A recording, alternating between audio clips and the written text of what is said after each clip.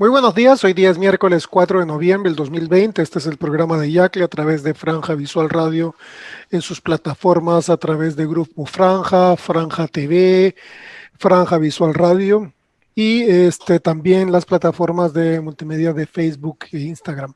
El día de hoy vamos a conversar de un tema muy interesante. Tenemos un invitado muy especial, un nuevo miembro, relativamente miembro nuevo de Yacle, es el doctor John Jairo Valencia.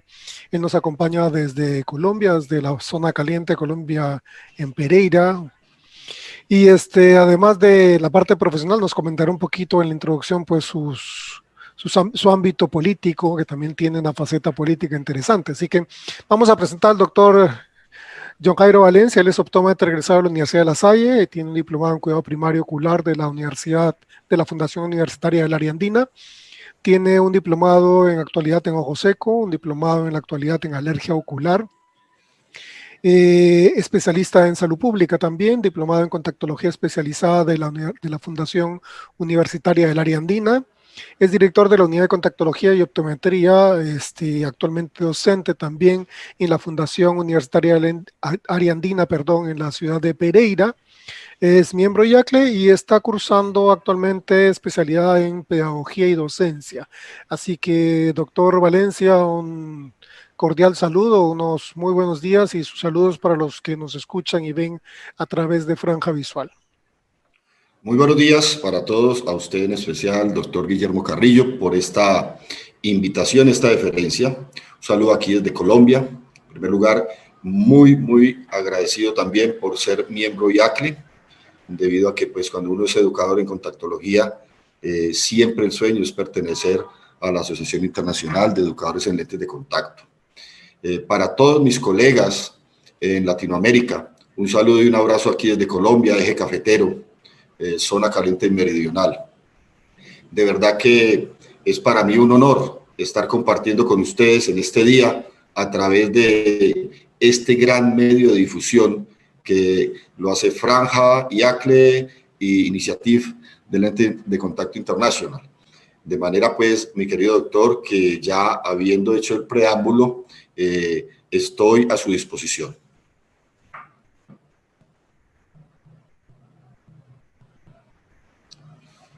Tenemos el día de hoy un tema muy interesante que es básicamente el enfoque asociado a la educación que tenemos actualmente, una educación que tuvo que transformarse muy rápidamente y ver cómo fortalecemos el entrenamiento básico en contactología, especialmente la parte práctica, ¿no? Porque yo creo que las herramientas que teníamos a través del Internet nos facilitaron mucho las cosas, pero a pesar de que no teníamos ese espacio de compartir humano porque todo era virtual, sobre todo en los primeros meses.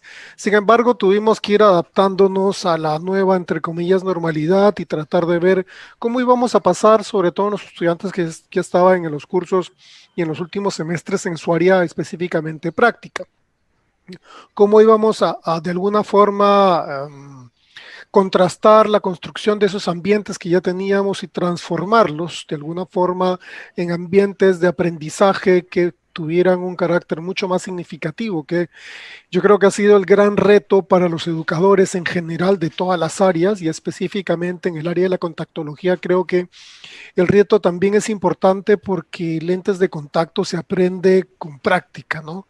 Entonces, vayamos un poco a ver cómo ha sido ese proceso de cambios educativos, doctor Valencia, que han tenido ustedes en Pereira. Bueno, muy bien. En primer lugar, podemos ver aquí que hicimos una construcción de ambientes de aprendizaje significativo en la enseñanza de la optometría en general, pero en particular en el proceso de la enseñanza de la aplicación y adaptación de lentes de contacto. Esto pues realmente fue un proceso de cambio de ambientes educativos. Aquí podemos ver en nuestras imágenes que pasamos de la presencialidad, como lo dicen usualmente cuando éramos felices y no sabíamos, y migramos a la parte de educación remota a través de medios digitales y virtuales. Como usted lo acotó ahora, doctor Guillermo, fue un reto. Sin embargo, en primer lugar, quiero hacer un énfasis y una precisión en que Área Andina también desde antes de la emergencia sanitaria, desde antes que se presentara este proceso de migración, ya está implementando el tema de la virtualidad en todos sus programas, con el fin de ser más eficientes, más eficaces y hacer alternancia con el tema presencial. Cuando llega la emergencia, pues nos coge primero en la parte presencial, en donde con base en el currículo general y después en el microcurrículo, pues teníamos unas horas de teoría y otras de práctica, ambas presenciales. Es allí donde también el número, de acuerdo al número de alumnos que teníamos por asignatura, también teníamos que irlos dividiendo, pero no reduciendo tanto como lo tuvimos que hacer ahora en el tema de la virtualidad. Es así como empezamos a migrar allí y nos empezamos a investigar el cómo sería, primero que todo, la parte del concepto básico, que era el que hacíamos presencial, como se puede ver en la imagen de la izquierda, pero a través de la parte virtual. Podemos seguir con la siguiente, de pronto, doctor, para mostrar algo. Sí, Vale. y era que como tú decías, pues era tratar de construir mentalmente, porque en muchos de los Claro, países de la región, en muchos de los países de la región lo que pasó es que muchas universidades tenían las plataformas Moodle, Blackboard, de repente Google Classroom, Meets, que se han sumado muchas, y Zoom también, que se ha integrado a alguna de estas plataformas, como la de Teams, por ejemplo, y la de Moodle, que tienen un enlace particular para la parte, digamos, semipresencial, no semipresencial, sino digamos virtual propiamente dicha, que puede ser sincrónica, porque yo puedo estar frente a frente con el estudiante, como ahora que estamos frente a un dispositivo digital, y posteriormente, pues, ese intercambio de información que era lo que teníamos en la educación convencional, ¿no? Hasta cierto punto. Entonces, en esa educación convencional, como se muestra en la imagen, teníamos el escenario, ¿no? El escenario convencional era el aula, el espacio de clase, las ayudas audiovisuales, el docente y los estudiantes, ¿no? Entonces, ¿cómo es que se correcto. integraba ese escenario?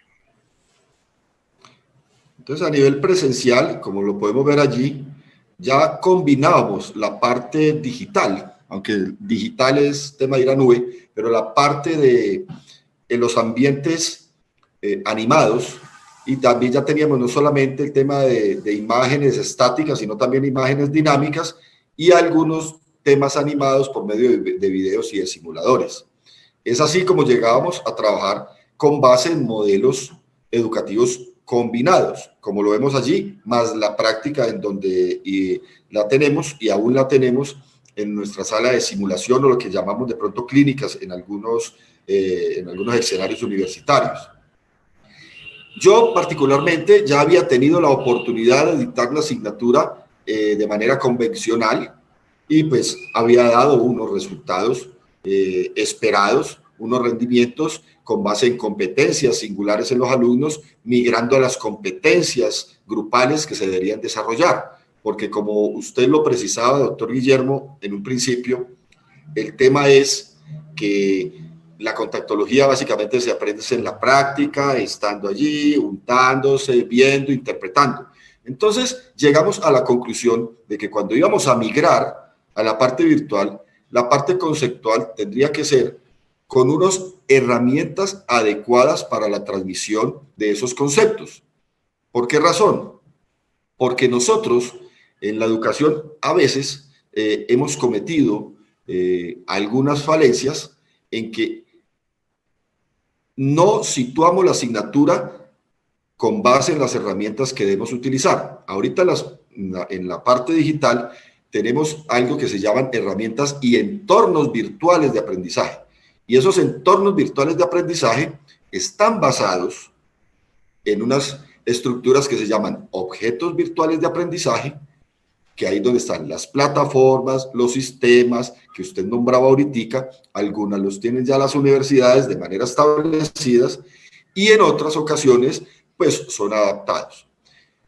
Precisamente por estar haciendo la especialización en pedagogía y docencia en cursos, ya casi finalizando, De ahí, en la misma universidad, pudimos hacer una combinación en donde llegamos a la siguiente conclusión, y es cómo uno como docente, el enseñante, en compañía del enseñado, íbamos a escoger el OVA, o sea, el objeto virtual de aprendizaje, plataforma, Meet o demás, que el aprendizaje fuese significativo.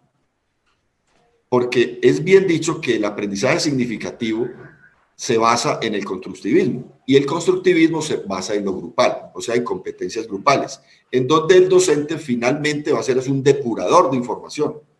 Entonces, para ello, tuvimos la elección del MIPS, después el MIPS Teams, que es institucional, y para el tema de evaluaciones, cuando estábamos en la parte virtual, o lo que llamamos remota por medios digitales, utilizábamos Google Forms, que para evaluar nos permite pregunta abierta, nos pregunta cerrada, selección múltiple, preguntas dicotómicas, imágenes, descripción y demás. Entonces, esa fue la primera parte de cómo, a través de la experiencia, pudimos llegar a esas estructuras y poder definir que esas nos iban a garantizar toda la trazabilidad para que el aprendizaje que iba a migrar a lo virtual, y cuando volviéramos a la presencialidad, como lo estamos haciendo nosotros con grupos reducidos, realmente el estudiante pudiera obtener ese aprendizaje en el caso de la contactología. Por eso trabajamos de manera colaborativa. Esa fue la estructura educativa o modelo pedagógico que personalmente y muchos de nosotros utilizamos, es ir al aprendizaje significativo. Cuando no se está en presencialidad, se puede utilizar otro tipo de modelos de aprendizaje, ¿sí? Pero el aprendizaje significativo, repito, que se basa en el constructivismo y llega finalmente al conectivismo, que es con pandemia o sin pandemia, con emergencia sanitaria o no, va a ser el futuro realmente de los temas educativos, y más en contactología, que debemos bajarnos por imágenes. Quisiera su opinión, doctor Guillermo. Sí, eso nos lleva de alguna forma a lo que comenzaba a mencionar respecto a cómo nos hemos adecuado o alistado institucionalmente para este paso de presencialidad, perdón, a la educación remota, ¿no? Que muchas veces la discusión de repente filosófica estaba directamente enfocada en si el estudiante lograba aprender realmente lo mismo que un aula de clase, ¿no? Que es algo que va a ser sujeto de estudios, o ya se están realizando estudios para ver, digamos, cuál es el impacto que tiene la pandemia, o tuvo esta cuarentena, esta pandemia, este espacio en el cual nos tuvimos que alejar de unos de otros por cuestiones de seguridad o bioseguridad.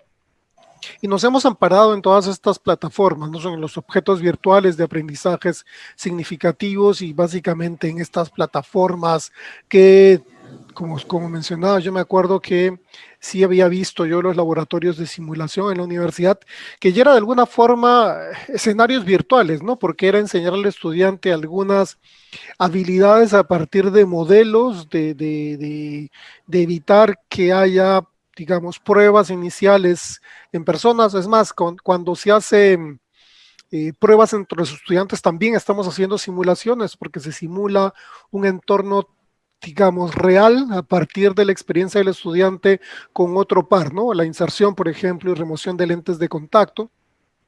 Ahora, el gran reto quizás de la contactología es cómo trasladar, porque de alguna forma, desde la perspectiva constructivista, lo que generamos es en el estudiante un nivel de aprendizaje que le permita construir el resto de los peldaños de una escalera, ¿no? Yo te doy esta base, y a partir de ahí, cuando tú estés fuera, vas a tener que aprender, reaprender y autoaprender muchos conceptos complementarios, como nos sucede a muchos de nosotros que pasamos del lente EMA al hidrogel de El silicona hace hidrogel. 20 años, y todavía pues de repente no hemos terminado de aprender el hidrogel de silicona, y aparecerá un nuevo material que nos haga volver a aprender o reaprender la adaptación de lentes de contacto, ¿no? En ese contexto de aprendizajes, y en ese traslado ahora ya a escenarios, digamos, en el cual ustedes se han alistado ya para recibir estudiantes en la práctica semipresencial, parcial, digamos semipresencial, porque la teoría es virtual y la práctica necesariamente ya es en grupos reducidos, de tal forma que, como nos mencionaba, se optimiza el tiempo, se optimiza los espacios, se optimiza el manejo de equipos, porque regularmente siempre nos quejábamos, al menos yo siempre lo he escuchado, a muchos educadores quejarse de que no hay equipos suficientes para la cantidad de estudiantes que tenemos en el momento de las prácticas, por ejemplo, o en el momento de las clínicas. Entonces, ese alistamiento que ustedes han realizado, pues tiene que estar basado específicamente en protocolos nuevos, ¿no? Como se puede observar en la imagen, cuéntenos un poco cómo han estructurado esto en la clínica y en las preclínicas de la universidad. Muy bien, entonces ya cerramos lo que fue el alistamiento. Muchas gracias, doctor Guillermo, eh, por las precisiones que usted ha realizado con base en la descripción realizada.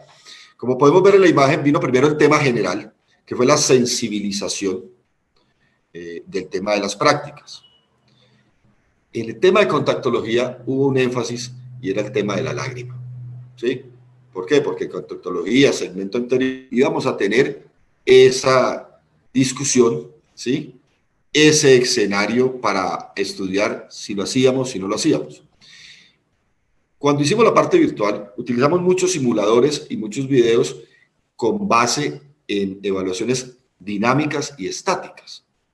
Cuando los estudiantes, después de adaptarse a los modelos con base en alistamiento, como lo vemos aquí, con todos los sistemas de bioseguridad, también ya iban con el aprendizaje significativo, teórico o conceptual, de cómo se hacía una evaluación dinámica y cómo se hacía una evaluación estática, ¿sí? Cómo se escogían los parámetros de los lentes y demás, con el fin de que en algún momento en que hubiese restricciones en el tema de tinciones, en el tema de inserción o demás, que después pudimos pasar ese peldaño, ya tuvieran ese alistamiento conceptual. Entonces, ya haciendo el alistamiento, tanto desde los docentes como del tema de los estudiantes, como lo podemos ver aquí, ya estuvimos en las preclínicas con unos protocolos generales y con unos protocolos particulares. Se redujo el número de estudiantes, se redujo el número de pacientes, se redujo el número de pruebas. ¿Con qué fin? Con el fin también de probar ese nuevo modelo que lo tuvimos que abordar de manera inesperada y con base en el trabajo colaborativo. Entonces, mientras en un consultorio se hacían las pruebas como los vamos a hacer adelante, en los otros consultorios, de manera remota, los otros estudiantes también iban viendo lo que estaba sucediendo en la sala principal, con el fin de que no se presentara la aglomeración, con el fin de cumplir las normas de bioseguridad. Eso fue una prueba que en las dos primeras sesiones, con unos monitores que también nos ayudaban y también con otros instructores que están en la unidad de contactología, pudimos tener unos resultados muy óptimos y muy eficaces, porque mientras en la sala modelo, que la veremos como exámenes especiales que llamamos más adelante, en los otros consultorios por streaming o por otros medios podían estar viendo lo que estaba sucediendo en el procedimiento ancla o en el procedimiento principal. Entonces, como usted lo decía, iban construyendo su aprendizaje. Con un solo caso podemos ir construyendo aprendizaje para varios estudiantes. Y así sucesivamente, y los íbamos rotando, y los vamos rotando porque aún lo hacemos, para que vayan pasando por la sala principal y los otros van a estar haciendo exámenes complementarios, estar haciendo la parte básica de refracción, y así, de manera, digámoslo, más que colaborativa, sino rotativa, fuimos construyendo, para que finalmente entre ellos mismos, con base en esas experiencias que estaban viviendo en tiempo real, pudieran construir su aprendizaje significativo y lo más importante, que era el desafío mayor, el tiempo. Porque al reducir, ¿sí?, el horario, el tiempo de práctica, o al establecerlo de otra manera, y al tener que trabajar con grupos reducidos, la eficacia y la eficiencia se verían un poco de pronto vulneradas. Pero con este sistema que nosotros aplicamos en Ariandina Pereira, los resultados han sido muy óptimos. Entonces, es la rotación en la sala de simulación de las parejas de estudiantes con base en un sitio ancla para las pruebas en vivo en tiempo real. Entonces, según entiendo y en esta imagen que mostramos aquí a continuación, entiendo es que el escenario es un grupo de estudiantes, grupos pequeños, mucho más reducidos de los que tenían habitualmente en las Es prácticas correcto. debido al tema de distanciamiento. Lo veo ahí estirando los brazos, simulando distanciamiento Sí, social. El espacio que ocupaban los estudiantes, y es más, veo ahí un dispositivo de teléfono celular, que interesante porque la imagen es muy buena proyectada en el monitor que están mostrando. Y esto lo trasladaban a otro ambiente donde había otro grupo de estudiantes que estaban en el turno, me imagino, de rotación de es práctica. correcto, es correcto. Y luego me imagino que el sistema era de retroalimentación. Se veía un paciente y se discutía, pues, qué observaron, qué criterios. Yo creo que esto le El devuelve a, análisis de caso. claro, le devuelve a la educación o traslada a la educación porque los modelos originalmente eran centrados en el docente y ahora se discutió durante muchos años centrado en el estudiante y ahora sí al estudiante se le cargar, digamos, entre comillas, porque es parte de su formación profesional, realmente la conciencia de responsabilidad real del rol que él tiene como estudiante y en el aprendizaje, porque los maestros o los docentes pueden estar ahí para, digamos, transferir información, transferir su experiencia, transferir básicamente experiencia clínica y luego, y de alguna manera, como usted decía, conducirlos, ¿no? Porque si ellos tienen un juicio que está errado, explicarles por qué y aprender también del error, ¿no? Pero no el error en el paciente, sino en el error en una apreciación clínica que es muy constructivo, ¿no? Y de ahí la escuela constructivista. Es que, es más, bueno, quiero hacerte una acotación. Lo del dispositivo celular y este dispositivo, la magia que tiene es que es Zoom. Es más, esos dispositivos los construye una colega de nosotros allí en la universidad, la doctora Ana María Gudelo, que es que junto con su esposo construye estos dispositivos que son maravillosos, el Zoom, y por eso nos dan ese tipo de, pues, igual que el dispositivo celular de ser, bueno, qué pena la cuña, pero es por eso que se trabaja de manera tan eficiente y pues con costos producidos. Muy bien. Y de la manera constructivista es porque hoy en día el enseñado, que nosotros somos los enseñantes, tiene mucho acceso a la información. ¿Qué sucede? Que muchas veces ellos van al Google general o en ocasiones van al Google académico. ¿Sí? Que lo ideal sería que siempre fuese a una información bien importante y bien exacta. Es por eso que uno se convierte finalmente en un depurador de la información, en donde el hilo conductor va desde la transmisión, el aprender, el dejar las bases, que ellos puedan migrar de las competencias individuales a las grupales y la definición se haga entre ellos, uno depurando y dando ya unas directrices finales. Y esa es la manera de construir. Y que pienso que hoy en día, con este modelo que estamos presentando, en contactología, bueno, en toda la optometría, pero en contactología ha sido un resultado supremamente eficaz. Es Allí, por ejemplo, interesante. vemos la imagen que estamos haciendo desde la exploración de la parte preocular, después vamos a la parte ocular, ¿sí? En donde ellos, además de que están también afianzando sus habilidades y sus destrezas en la biomicroscopia, que es una parte supremamente importante. En esta imagen, por ejemplo, se observa a estos dos personas que imagino que son los estudiantes Sí, son con estudiantes, los dispositivos de bioseguridad es que desde correcto. su, digamos, yo lo veo de la siguiente manera y se lo comentaba a mis estudiantes la semana pasada y les decía, todo lo que se ha gestado hoy día en el tema de la bioseguridad es algo que deberíamos seguir tomándolo en cuenta. Así, por ejemplo, estos mandiles o estos como uniformes que uno tiene ahora que evitan pues fluidos, que lo mantienen a uno totalmente limpio y totalmente con, digamos, con el ánimo de mantener cierto nivel de antisepsia antes, durante y después del examen para no estar utilizando la ropa personal de tal forma de que dé más seguridad. Y yo le decía a los estudiantes que incluso el uso de la mascarilla en el momento de la examinación hace que uno se vea, o sea, la imagen que se vende es mucho más de profesional de salud, que es, digamos, buscarle lo positivo. Quizás después del examen me la podré retirar en el futuro para conversar con el paciente, pero el durante yo creo que es algo que debíamos mantener hacia el futuro, y es una enseñanza que creo que los estudiantes, es un conocimiento que los estudiantes están adquiriendo y están asimilando ya de manera positiva, ¿no? Porque al principio era, ay, qué pesado tener que usar la mascarilla, el gorrito, el guante, el mandil, el mandilón, el mandil de sala, de Todo. cirugía, y era muy incómodo. Hoy día como que uno se comienza, digamos, A sensibilizar.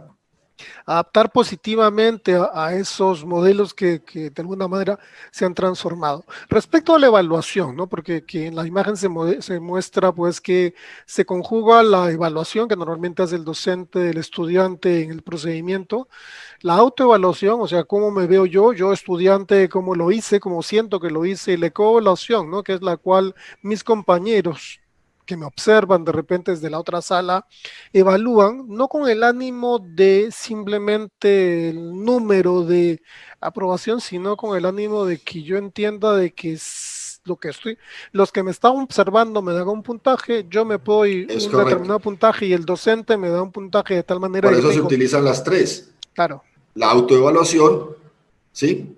La evaluación como tal, con base en unos parámetros y unos estándares, la autoevaluación tanto del enseñante como del enseñado, y finalmente, usted lo sabe muy bien, la coevaluación, que es la que nos va a dar realmente el resultado real de ese proceso que estamos aplicando.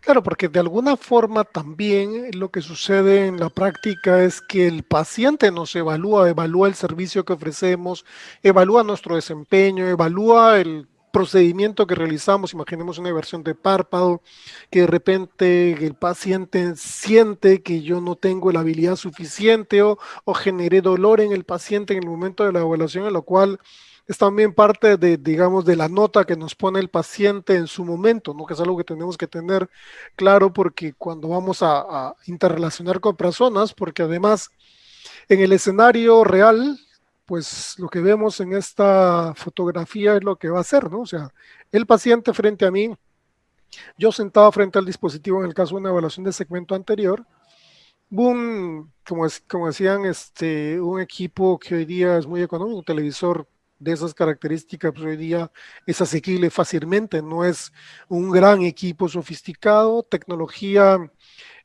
bastante asequible también de soporte de imágenes o video a través de ese soporte de teléfono celular, una lámpara de hendidura, y el teléfono, mi propio teléfono celular de repente que utilizo, o de repente uno de estos dispositivos tipo iPod para música, para evitar que en una llamada telefónica me corte la evaluación en su momento, que permita pues que incluso luego yo le haga docencia al paciente, ¿no? Porque yo creo que cuando uno comienza a aprender, o cuando uno se da cuenta que ha aprendido, es cuando uno es capaz de explicarle a otro lo que está pasando. Eso es No, construir. claro, cuando uno es capaz ya de trasladar ese conocimiento a otros y que los otros puedan entenderme, así sea desde el paciente, ¿no? Es una, digamos, una proposición constructivista muy interesante. Eh, Además de eso, en estos eventos reducidos, ¿ustedes sienten que, digamos, el espacio teórico que se hace de manera virtual ha ganado más fortaleza? ¿El estudiante llega mejor a la clínica comparando el antes y el ahora, por ejemplo? La verdad, en un alto porcentaje, doctor Carrillo. Y voy a dar mi percepción. En ocasiones, cuando está uno en la parte presencial y allí en donde ya son imágenes fijas, eh, en donde realmente no hay acceso a otros objetos virtuales de aprendizaje, de cierta manera se sesga la información, y así uno al estudiante le diga, investiguemos allí, mira tal plataforma. Es diferente cuando está en el remoto, porque en el mismo momento, ¿sí?, podemos acceder a los videos, podemos discutirlos en tiempo real, lo que a veces, y estoy hablando de virtualidad, no de las prácticas. Y entonces eso como que anima al estudiante, lo inspira, que es una de nuestras funciones y misiones como docente, inspirar al estudiante. ¿Por qué? Porque como él está tan familiarizado con todos estos entornos, pero para otros temas que no eran académicos, ahorita insertarlos a los temas académicos, entonces eso ha enriquecido la captación de información, porque hablar de aprendizaje ya es un tema más amplio. Pero yo sí pienso que ha tenido muchas ventajas este tema virtual y con todas las plataformas y con todo el tema que uno en el momento puede aplicar. Por ejemplo, que no tengo el tablero, tengo el Jamboard, entonces lo puedo utilizar. Que no tengo el Jamboard y entonces en algún momento quiero subir contenido, entonces utilizo el Classroom. No, pero es que yo lo que quiero es manejar evaluación, entonces puedo ir al Edmodo. No, yo lo que quiero es algo más amplio, tal. Y ya en manera directa, los simuladores, por ejemplo, en contactología, en el tema de fluorogramas, ¿sí? Una cosa es un video y otra cosa es una simulación, que las hay muy buenas hoy en día. Y otras también que las hemos ido captando de la práctica real, porque es bueno también contar que estamos captando todas esas imágenes en tiempo real para ir haciendo un banco de imágenes sacadas de tiempo real de las mismas prácticas, con la descripción del caso, con la descripción de lo que allí están los hallazgos. Pero resumiendo, a mí sí me parece que ha tenido muchas ventajas. Lo que pasa es que uno como docente debe inspirar, como que debe motivar a que el estudiante utilice esas OVAs y que se conviertan en sus entornos virtuales de aprendizaje personalizados. Y es una opinión de repente personal y sesgada. ¿Crees que en este tipo, digamos, cerrando un poco esta idea, en este tipo de condiciones, tanto el programa o la universidad ha tenido que cambiar su mentalidad porque se pensaba en el pasado que el docente había que tenerlo en aula y eso justificaba su pago, por ejemplo?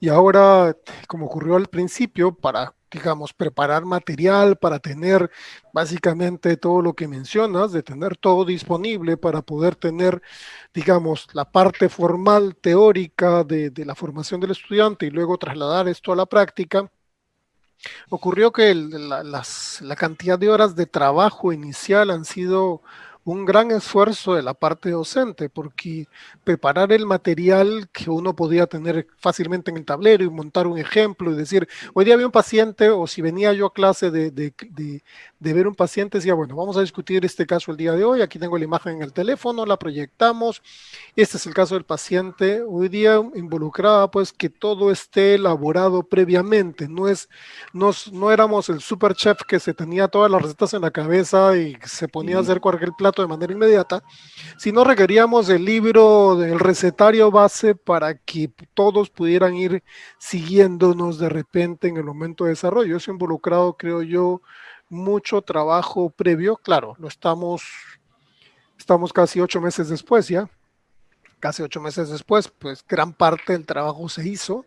Conversaba yo con Melania Astúa de Costa Rica, que ellos iban a iniciar también la parte práctica, la parte teórica, bien, todo el mundo la pudo manejar bien, pero la parte práctica todavía no sabían cómo la iban a manejar, porque en el caso particular de ellos, el gobierno todavía no había autorizado, digamos, el Ministerio de Educación no había autorizado que las universidades abran las puertas, lo cual pues es una barrera porque legalmente la autoridad correspondiente no les daba luz verde para este escenario, y que ella también me decía, pues necesitamos videos, necesitamos imágenes, necesitamos para tratar de que ya no una práctica, sino más un taller que una práctica pudiera por lo menos tener un alcance complementario, ¿no? Que las competencias, en este caso, más individuales que grupales, porque cuando hay un espacio físico donde hay varios estudiantes que comparten un mismo paciente de repente o discuten el mismo caso, es más una competencia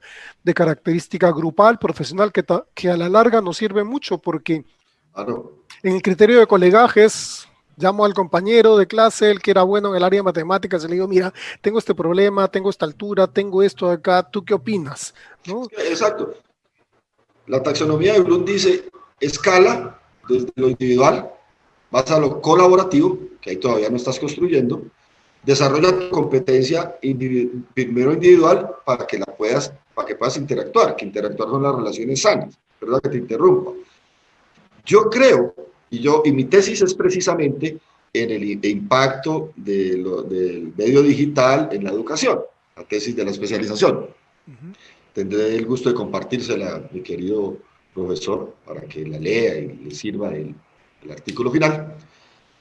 Pero yo pienso, y en la experiencia que tengo docente, que de las situaciones convenientes o positivas que nos trajo eso es que aquí sí estamos viendo el constructivismo. Y así como se deben quedar las normas de bioseguridad, los protocolos adaptados y adoptados, o inverso, también se nos debe quedar esta manera de enseñar, con el fin de que cada día sea más constructivista, porque yo sé que a usted y a mí nos tocó de otra forma. Por ejemplo, los temas digitales no existían en nuestro tiempo. Era esperando a que me dieran el campito en la lámpara hendidura para yo poder mirar, y no podía mirar ni siquiera binocular, sino monocular. Y yo tenía que hacerme a la idea muchas veces de lo que era, cuando era instrucción guiada, sí, prácticas guiadas, ya cuando tenía el paciente. Pero estos temas sí constructivistas es para llegar a que cuando se hace una resolución de caso, no solamente sea unos temas sesgados, sino con base en varios.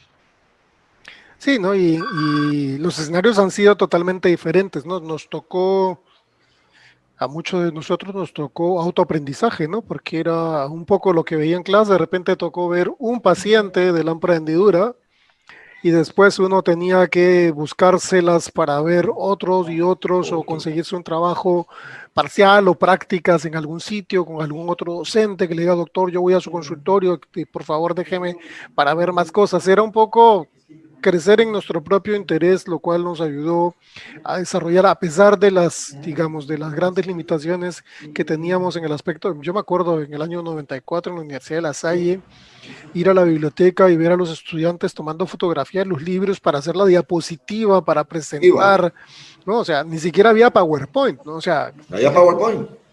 tocaba foto y filmina y proyector de carrete, y donde uno colocaba la filmina volteada, pues salía todo al revés, ¿no? Entonces, y el docente lo miraba a uno mal porque decía, bueno, usted está presentando un trabajo mal. Tocaba saber cómo era el proyector, marcar la filmina en una esquina para ver cómo se debía colocar de manera correcta. Fue otra época totalmente diferente, nos tocó un modelo diferente y los estudiantes de hoy están preparados para un modelo totalmente, digamos, yo creo en algunos pasos, en gran parte asincrónico. Ellos pueden aprender de forma remota, obviamente requieren una guía, sin guía nadie aprende, y yo creo que ahí la guía fundamental es la del docente, y luego en el feedback, pues obviamente que sería la parte práctica, pues es donde podemos tratar de medir pues esas competencias, la interacción que tienen con los compañeros, y finalmente, como mencionaba, yo creo que sí, efectivamente, estos aspectos de educación que hemos tenido consecuencia de esta etapa de pandemia deberían quedar, ¿no? No deberíamos retroceder y regresar a la enseñanza del año 2019, sino deberíamos pensar en la enseñanza del 2021, ¿no? O sea, este año como un año de aprendizaje para efectivizarlo de mejor forma en el 2021, de manera mucho más efectiva, ¿no? Con toda la experiencia del 2020. Yo pienso que sí. Ahora el reto, ya pasamos de un reto, de ir adaptando los sistemas, es ir ya dentro de los microcurrículos, ir cambiando, no la estructura general, pero seguir incluyendo de pronto las prácticas guiadas con mayor conexidad. Ya, por ejemplo, esta imagen que vemos ahí, en la época que usted estaba fijando, que estabas fijando, que nos tocó a nosotros, ver un lente multicurvo así, de esa forma, no era tan fácil. ¿O qué opinas? No, era imposible, eso no se podía ver, esa posibilidad de que el docente explicara lo que yo había visto era prácticamente imposible, ¿no? Además Era que imposible. capturo y tengo incluso al mismo participante ahí viendo de cómo se Ahí, en hablaba, tiempo ¿no? real. Claro, Entonces, eso nos lleva a la frase educativa que dice así. Es una frase acuñada hace mucho tiempo. Si mis estudiantes no aprenden como yo enseño, yo debo aprender a enseñar como ellos aprenden. claro, Entonces estamos en la era definitivamente es, digital, hay que enseñar de manera digital. Ellos nacieron en la era digital, son los nativos digitales. Lo que pasa es que son mal percibidos porque es el nativo digital que solo mantiene pegados los medios digitales para temas sociales, interacción no personalizada y demás. No, hay es que aprovechar eso y convertirlos y llevarlos a los entornos virtuales de aprendizaje y seguramente eso va a ser, más nosotros nos quejamos mucho de que el estudiante hoy en día no lee, o no, el estudiante no, la humanidad que está creciendo. Eso lo vemos en la propia práctica de la optometría, tomando una agudeza visual de cerca. ¿Sí? Tienen problemas de lectura. Hoy en día hay que tratar de que estos medios digitales, que son ellos tan familiarizados, que traen el chip, como dicen ahorita pues debemos hacer de manera definitiva ese modelo. Y más en contactología. sí, definitivamente yo coincido totalmente contigo en ese aspecto, ¿no? Este futuro presente, futuro relativamente cercano tiene que estar mediado definitivamente a través de la tecnología y en la medida llegará el día de repente en el que podamos sacar el brazo a través de la pantalla. Digamos, ciencia ficción puede parecer, pero todo lo que hemos visto como ciencia ficción se ha ido convirtiendo Y se en realidad, ha ido ¿no? apareciendo. Llegará el día en que podamos, no sé, ver una propaganda y que la propaganda tenga hasta olor. Entonces, cosas que salen de la imaginación se convierten, tecnológicamente se convierten en soluciones. Y las redes sociales se han convertido en el lugar común de los millennials y los centennials. Ellos viven en Exacto. torno a esa aceptación social. Se critica mucho que su nivel de aprendizaje es malo porque definitivamente están acostumbrados al conocimiento express. ¿Qué es A, B, C y listo? No me interesa saber nada más porque Estructuras el resto lo fijas. encuentro. El típico buscador de información pues se convirtió en el TikToker o el influencer, por ejemplo. Y yo creo que alguna vez conversando con el doctor Nelson Merchan, él decía lo que uno debe buscar como docente es tener followers, ¿no? Seguidores, que el estudiante se convierta en un follower del docente, en un seguidor del docente, porque Eso es inspiración. claro, Que lo inspire. de esa forma, ese traslado y esa transferencia de información que al final de cuentas, cuando uno comienza a analizar la razón de la existencia humana, básicamente es ir a partir del conocimiento que hemos ido construyendo décadas tras décadas, siglo tras siglo, pues ir trasladando a las siguientes generaciones para que el resto lo haga mejor, ¿no? O sea, que haga las cosas mucho mejor de lo que aprendimos, mejores soluciones, mucho más efectivas, fáciles, porque al final de cuentas el último, digamos, la primera instancia y última de nuestra razón de ser profesional es el paciente y su salud y su bienestar ocular y visual, ¿no? Entonces yo creo que todo esto, porque se dice mucho que la tecnología nos deshumaniza, ¿no? O sea, ha logrado hasta cierto Depende. punto, o sea, deshumanizarnos en el sentido de que todo es tan rápido y todo es tan fácil que hoy día uno manda un mensaje y pone corazones, pone besitos, pone brazos, pone dedito arriba, etcétera, pero estamos en esa etapa porque hoy día no nos podemos acercar. América Latina siempre ha tenido una característica muy particular de afecto entre nuestros pares. Y yo creo que esto nos lleva a pensar en qué recomendaciones podríamos darle a nuestros colegas, educadores, a nuestros colegas que están hoy día en la consulta y que también tienen que Exacto. educar a sus pacientes, porque a la larga se trata de que yo profesional y si tengo un paciente lentes de contacto y quiero mantener este paciente lente de contacto usuario de muchos años, le indique adecuadamente cuáles son digamos, los riesgos, lo eduque en el riesgo, lo induque en el beneficio para que el paciente sea un usuario de lente de contacto. Entonces, en este tipo de escenario, ¿cómo podríamos o qué recomendaciones le podríamos dar a nuestros colegas en función a lo que hemos conversado el día de hoy, doctor Valencia? Bueno, en primer lugar, lo que habíamos hablado con antelación a esta sesión informativa de difusión,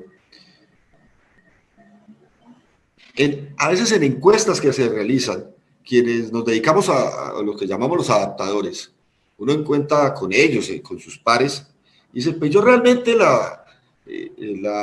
un común denominador nos dice, yo la contactología la aprendí fue en la práctica, cuando yo salí ya de la universidad. O sea, queriendo decir que el currículum no funcionó.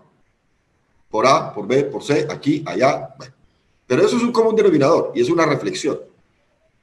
Por esa razón, el fortalecimiento en la enseñanza de contactología, ya hablemos de contactología, a nivel de pregrado, estos cambios han sido un amén. Porque subsiguiente a lo que he recogido del medio, ahora algunos estudiantes le dicen a uno lo siguiente, y de manera inspirada, no porque se está realizando una encuesta o un checklist o algo así, sino, profe, vea, yo antes de llegar a lentes de contacto, yo pensaba que eso, yo no, eso la contactología para mí es problemas con la superficie ocular, son problemas de segmento anterior, yo pensaba pasar la materia y listo porque yo me dedicara a refracción. Pero hoy en día, con todo esto, ya he cambiado la forma de pensar. Pero no por el docente, eso sí lo quiero, sino por el modelo. Porque es que uno debe crear modelos educativos para que cualquier par de uno después lo pueda aplicar. Porque uno no es imprescindible, en fin. Y por eso llaman unidades de contactología. Entonces, miren que ya se está viendo el mismo impacto en los estudiantes. Otros un poco van más allá y dicen, yo definitivamente siempre me había gustado, pero ahora lo entendía poquito, ahora sí lo entiendo perfectamente. Cuando hay más clase, quiero entrar a las plataformas, ya están entrando, están construyendo casos clínicos, están haciendo la mezcla con el segmento anterior, por el nuevo modelo. Y por último, algo bien específico. Para poderle uno brindar seguridad a sus pacientes, porque si algo tiene mitos es la contactología. Hay muchas personas en la sociedad que dicen, no, es que los lentes de contacto le causaron a mi prima tal cosa. La mítica social le causaron tal cosa. ¿Sí? Una serie de mitos que la única forma de ir mejorándolos es preparándolos para poder educar al paciente. Porque una vez lo eduquemos, el paciente va a ganar confianza. Fuera eso también lo entrenemos en ese autocuidado, en esa destreza con sus lentes de contacto. Y una vez él mezcle la destreza, el autocuidado, el conocimiento, seguramente no vamos a tener tantos eventos adversos. Pero creo con el mayor de los respetos a mis pares, empezando por usted, mi querido doctor Guillermo, que a veces al tema de la educación y salud de ese paciente, ¿sí? Del manejo, hacemos una enseñanza y entrega, pero realmente no hacemos un seguimiento, un monitoreo, los correctivos necesarios. Y lo más grave es que a veces es por problemas de disciplinares que no los tenemos. ¿Sí? Entonces, si tú tienes bajones disciplinares, si tienes altibajos disciplinares, pues las consecuencias se verán de manera inmediata. Sí, el desarrollo de competencias, porque muchos estudiantes es cierto, ¿no? El estudiante a veces, sobre todo cuando ya no lo ve en el escenario del trabajo, de la práctica diaria, porque estamos hablando que en muchos países de la región la optometría está, el espacio de trabajo de la optometría es la óptica y en la óptica el optómetra dice, no, es que esto me va a demandar tiempo y esto es que no, y si la prueba y si no le queda bien, ¿sabes qué? Yo no me hago problema, lentes de contacto, paso, ¿no? Esta materia la aprendí y queda como que unos poquitos ese interés porque por inspiración, por motivación, por alguna experiencia particular, porque de repente el paciente era incluso usuario de lentes de contacto antes de ingresar a la carrera y toda la vida pues le fue muy bien con los lentes de contacto y dicen, bueno, es una opción.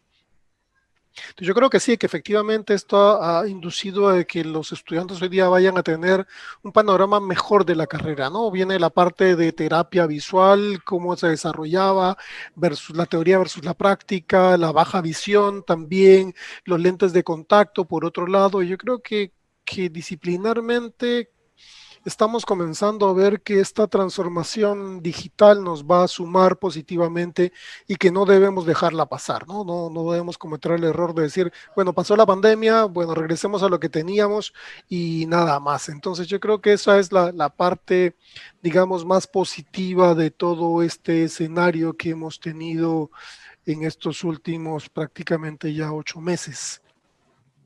Entonces yo quiero agradecerle al doctor Valencia el día de hoy por esta participación, por este tema tan interesante que para IACLE es pasión, porque IACLE es la Asociación Internacional de Educadores en Lentes de Contacto, donde más que conversar de estos temas de educación, de cómo, qué impacto ha tenido la virtualidad en la educación y cómo podemos encontrar el aspecto más positivo y aprovecharlo al máximo.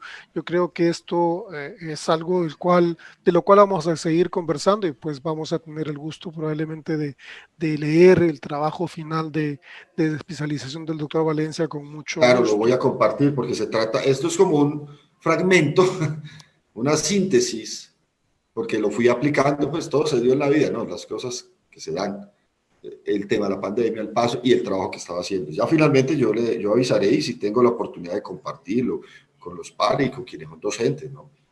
Claro, definitivamente, porque al final fue, digamos, todas las cosas se confabularon a favor de, ¿no? Entonces, Sí, eso fue, si lo hubiera planeado no hubiera salido, doctor Guillermo, te hubiera hecho la especialización en una época y no había habido pandemia, entonces no coge sustento, no y, estuviéramos hablando de constructivismo, nada. Y además que uno hubiera dicho la educación virtual y uno dice, bueno, sí, está la tecnología, pero hoy día nos dimos cuenta que la educación virtual no era solamente para ver Netflix los fines de semana, sino nos sirve para muchísimo más.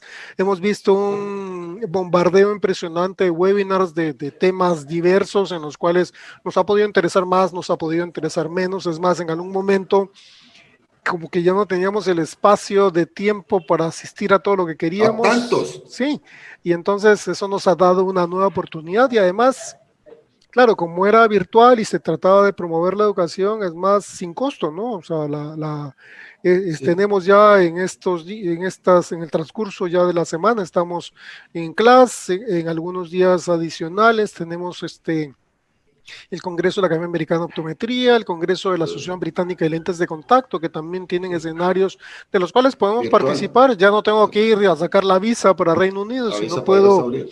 puedo definitivamente. Vea, y una última acotación, doctor Guillermo. No sé, los pares académicos lo miran desde su experiencia. Cuando uno está presencial, ve subgrupos, ve el engrama es de dónde viene cada estudiante, ¿cierto? Su EGNA tal, eh, unos más tímidos, otros menos tímidos, en fin, grupos, subgrupos. La virtualidad a mí me ha dado también una experiencia, es que participan más los que están conectados. Se pierde ese quiebre. Que hasta llegan a decir, pues, doctor, yo lo voy a decir en mis palabras, díganlo en sus palabras. Ahí coloco la imagen para que lo describa y después se lo corregimos y lo pasa al lenguaje técnico. Pero el todo es que en su cerebro, en el razonamiento, quede el mensaje y el concepto como debe quedar. Claro, porque ese aspecto es importante, ¿no? De qué vale una linda gráfica, entre comillas, bien explicada de parte del docente si el estudiante no se lleva ningún mensaje a casa y luego lo hace propio y finalmente lo puede aplicar, ¿no? Porque al final la razón última es que yo puedo aplicar lo que aprendí, porque si aprendí algo y no lo puedo aplicar, pues de alguna manera es solo conocimiento, mero conocimiento que en algún momento pues pasará a una etapa de obsolescencia por un lado y por otro lado probablemente lo olvido, ¿no? Me olvidaré de lo que aprendí, como sucede con los estudiantes cuando uno se pregunta, ¿ustedes les enseñaron tal cosa? En la parte de fisiología ocular vieron hipoxia. Dicen, ¿cómo era el metabolo? ¿Cómo era el ciclo de Krebs? Y comienzan a mirarse entre ellos como diciendo, ¿cómo es? ¿Cómo Entonces, era? Y eso lo tiene que tener uno pendiente porque a la hora de la hora uno puede analizar el problema que se le presenta al paciente en función a esos conocimientos aprendidos. Yo tenía un docente a que era los oftalmólogo. presaberes. Yo tenía un docente que era oftalmólogo que decía algo muy interesante, ¿no? La optometría tiene un cúmulo de conocimientos muy grande, pero muchas veces tengo una piscina muy grande con una profundidad muy pequeña. Lo que ustedes necesitan hacer es achiquen su piscina y construyan una piscina con mayor profundidad, disciplinarmente hablando, ¿no? De tal forma que van a tener profesionales mucho más, digamos, mucho más capacitados en áreas específicas, ¿no? No es un optómetra general, sino es un optómetra mucho más centrado en el área de Con superficie ocular, énfasis. con énfasis en superficie ocular, con énfasis en terapia visual, con énfasis en el área que uno realmente le interese realmente moverse, porque puede ser que eso se acomoda más a mi estilo de aprendizaje. Y eso es muy importante. Entonces, nada, No quiero agradecer. olvidando que es que no es importante, sino que es mandatorio. Claro, claro, claro. ¿Por qué? Porque dentro de la cadena de la salud visual y ocular, de la atención en salud visual y ocular, nosotros somos la puerta de entrada. Definitivamente, ¿no? Porque En todos los sistemas de salud, meridionales, en fin. cuando el paciente llega, pues sobre todo en la parte de salud visual, lo primero que el primer profesional que va a evaluar la visión y luego como el mediocampista de un partido en un partido de fútbol es el que reparte la pelota al resto. O sea, este tiene un problema vascular, pues que vaya al internista. Este tiene un problema con su retina, que vaya al retinólogo. Este tiene un problema de, digamos, estrabismo, una atropia traumática, Pero, que vaya al estrabólogo, ¿no? Entonces, pero de obviamente manera con, asertiva. ok, efectivamente, ¿no? No es solamente el hecho de que yo Empezar a remitas, repartir como el arroz chino, no. Que sea de manera asertiva y oportuna. así es, efectivamente, que sea realmente oportuna. Y nos ha tocado una época en la que hay mucho conocimiento nuevo. Lo conversábamos la semana pasada con el grupo de la Academia Latinoamericana de Ortoqueratología y Control de Miopía, que lo que sabemos de miopía es hoy día un conocimiento profundo de 10 años para adelante, ¿no? O sea, es lo que tenemos hoy día en la miopía y que vamos a Okay. ver mucho más opciones en los años subsiguientes. Tenemos grandes retos, la optometría y la Sí. contactología tienen inmensos retos, ¿no?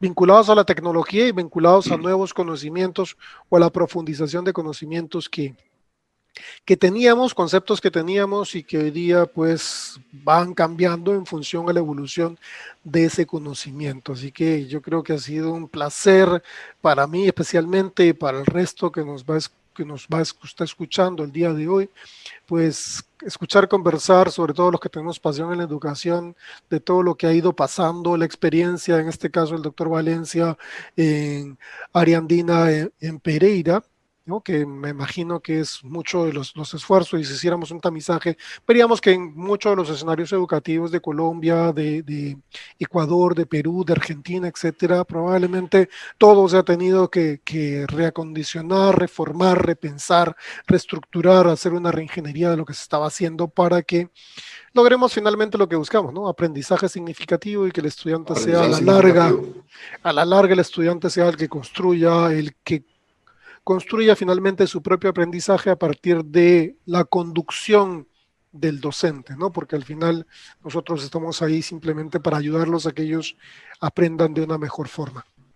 Doctor Valencia, ha sido un placer. Sus palabras de despedida, de saludo para nuestros miembros de YACLE de la región y para los colegas que nos escuchan a través de Franja Visual Radio.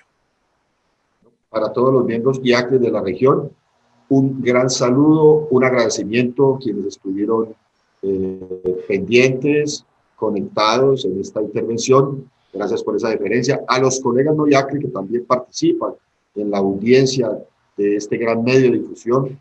¿Sí? A usted, doctor Guillermo, por darme la oportunidad, no solamente desde Ariandina Pereira, de pertenecer a IACLE, sino de poder, de manera concisa, clara, sencilla, compartir nuestras experiencias académicas, ¿sí? Y siempre recordar que precisamente el constructivismo es escuchándonos, y que a nivel de Latinoamérica, que es lo que nos refiere ahorita a la región, podamos ir entrando en una serie de universalización de conceptos. Y estos espacios, que son espacios con base en experiencias, son los que nos van a llevar por un mejor camino en la praxis de la optometría y la contactología. Mil y mil gracias allá a todos los colegas en el Perú, a usted y su familia por este tiempo y por la deferencia. Siempre estaré dispuesto y atento a colaborar con todos los temas de educación en lentes de contacto en la medida de mis conocimientos. No, muchísimas gracias nuevamente. Este ha sido el programa de hoy. Gracias nuevamente al doctor Valencia por permitirnos este espacio, entrar a su propia experiencia, este espacio de tiempo con él. Y la próxima semana tenemos un programa también interesante. Nos va a acompañar el licenciado Arturo Aguirre desde México. Con él vamos a hablar respecto al control de miopía y cuál es la, digamos, cuál es la perspectiva o la visión que tienen los padres, que son la otra cara de la moneda cuando hablamos de control de miopía, no solamente por el tema económico, sino porque ellos deben entender la razón por la cual hablamos de control de miopía o de manejo de miopía. Entonces, ese va a ser el programa de la próxima semana. No hay nada más por el día de hoy. Muchísimas gracias a todos y doctor Valencia, finalmente, muchas gracias y nos Saludos escuchamos desde la próxima Colombia. semana. Saludos. Mil gracias. Saludos.